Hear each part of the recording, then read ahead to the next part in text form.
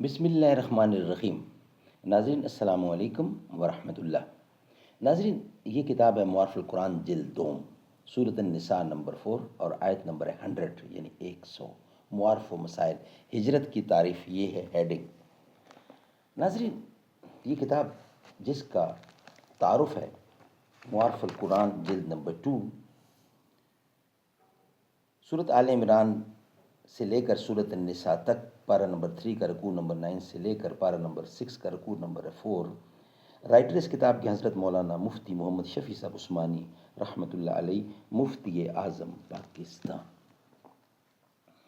رائے حق میں جان دے کر ہو گئے زندہ حسین، تو انہیں مردہ سمجھ کر بین کرتا ہے فضول۔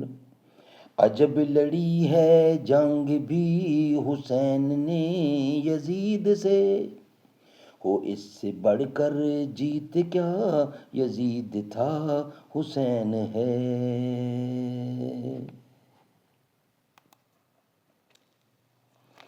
ناظرین، معارف القرآن جلد نمبر 2، سورۃ النساء نمبر 4 اور آیت نمبر 100، اور ناظرین ایپیسوڈ نمبر ہے 82 اور وی لاگ نمبر ہے 493، معارف و مسائل ہجرت کی تعریف۔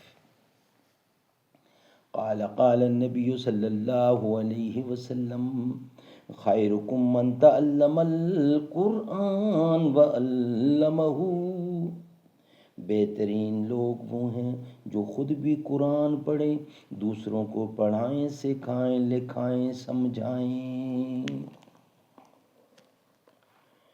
کوئی نہیں حسین سا، حسین بس حسین ہے، شاہ است حسین بادشاہ است حسین، دین است حسین دین پناہ است حسین، حقہ کی بنائے لا الہ است حسین۔ توحید تو یہ ہے کہ خدا حشر میں کہہ دے، یہ بندہ دو عالم سے خفا میرے لیے ہے۔ معارف و مسائل ہجرت کی تعریف۔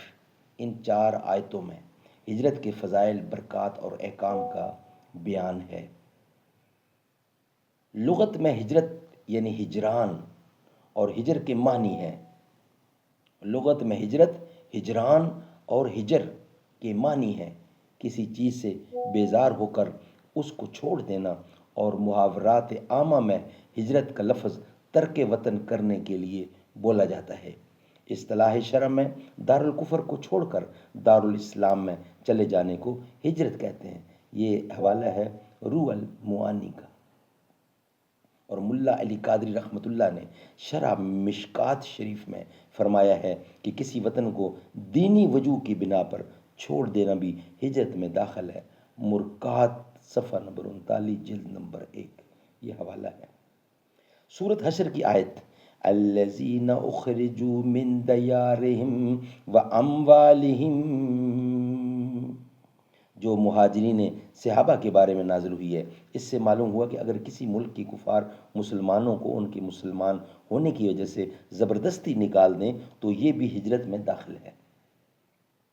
اس تعریف سے معلوم ہوا کہ ہندوستان سے پاکستان کی طرف منتقل ہونے والے مسلمان جو دارالکفر سے بیزاری کے سبب با اختیار خود اس طرح آئے ہیں، یا جن کو غیر مسلموں نے محض ان کے مسلمان ہونے کی وجہ سے زبردستی نکال دیا ہے، یہ سب لوگ شرعی معنی کے اعتبار سے مہاجر ہیں۔ البتہ جو تجارتی، ترقی یا ملازمت کی سہولتوں کی نیت سے منتقل ہوئے، وہ شرعاً مہاجر کہلانے کے مستحق نہیں۔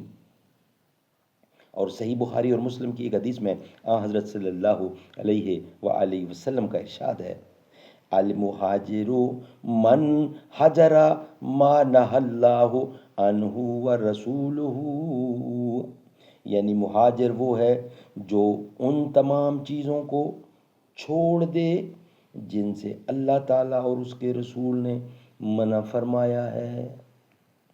سو اس کا مطلب اس حدیث کے پہلے جملے سے ظاہر ہوتا ہے، جس میں یہ ارشاد ہے، المسلم من سلم المسلمون من لسانہ و یدہ، یعنی مسلمان وہ ہے جس کی زبان اور ہاتھ کی تکلیف سے سب مسلمان محفوظ اور سلامت رہیں، یعنی مسلمان وہ ہے جس کی زبان اور ہاتھ کی تکلیف سے سب مسلمان محفوظ اور سلامت رہتے ہوں۔ مراد اس کی ظاہر ہے کہ سچا اور پکا مسلمان وہی ہے جو دوسروں کو ایذا نہ پہنچوائے، یعنی پہنچنے پائے۔ اسی طرح سچا اور کامیاب مہاجر وہی ہے جو صرف ترک وطن کر کے فارغ نہ ہو جائے، بلکہ جتنی چیزیں شریعت نے حرام و ناجائز قرار دی ہیں ان سب کو چھوڑ بھی دے، اپنے دل کو بدل جامہ احرام کے ساتھ، اپنے دل کو بدل، اپنے دل کو بھی بدل جامہ احرام کے ساتھ۔ سبحان اللہ، سبحان اللہ۔ تو کجا من کجا نام پہ ان کے لازم ہے صلی اللہ، مصطفیٰ مجتبیٰ تو کجا من کجا، تو امیر حرم میں فقیر عجم، تیرے گن اور یہ لب میں طلب ہی طلب، تو عطا ہی عطا، تو کجا من کجا۔